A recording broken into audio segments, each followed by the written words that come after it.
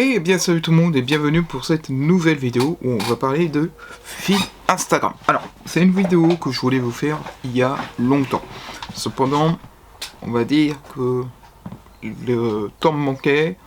Là, j'ai même pas pu faire ce que je voulais vous faire un petit peu un style vlog. Mais je pouvais pas, j'ai pas eu le temps nécessaire de le faire. Mais du coup, on va parler de feed Instagram.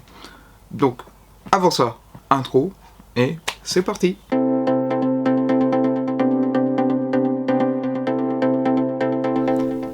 Alors, qu'est-ce que le feed Instagram? Normalement, vous connaissez le feed Instagram, c'est ce que vous avez en page dans votre profil.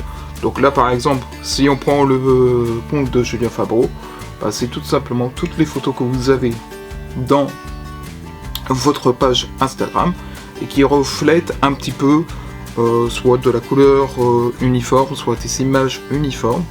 Et du coup là, si on reprend l'exemple de Julien, bah lui, il a fait tout un tas de photos récemment concernant l'Arctique, et on peut voir qu'il y a des différences, c'est-à-dire que par exemple, il va avoir principalement des photos en rapport avec le coucher de soleil, puis d'un coup, paf, il va changer, il va passer sur un ton un peu plus plan. Si on reprend sinon par exemple ce qu'il avait fait, voilà, avec son pas road trip mais son runner, enfin pour les trucs qu'il avait fait pour sa moto, voilà. Donc on a à un moment donné plein de photos autour de sa moto, puis boum, on a autre chose à la place, etc. Ce genre de choses. Donc ça, c'est le feed d'Instagram. Pourquoi je vous parle de ça? Tout simplement pour deux raisons. Alors, comme je vous l'ai dit au début de l'intro, j'ai mis du temps à vouloir faire cette vidéo-là, parce que je trouve que mon feed d'Instagram, il est pas encore comme ça. Il est, on va dire, moyen, on va dire. Si je vous prends l'exemple,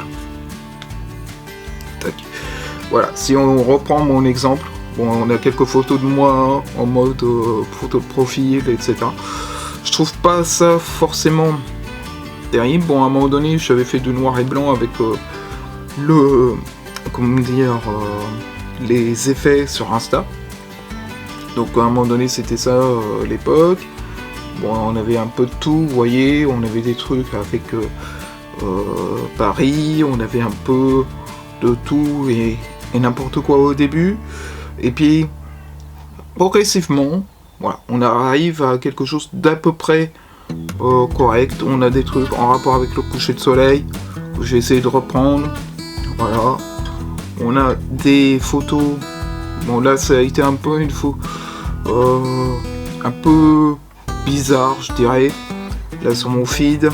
Et là, récemment, j'essaie de me remettre avec de la couleur, des photos, on va dire, en rapport avec les bords de Marne, ce genre de choses, avec la nature.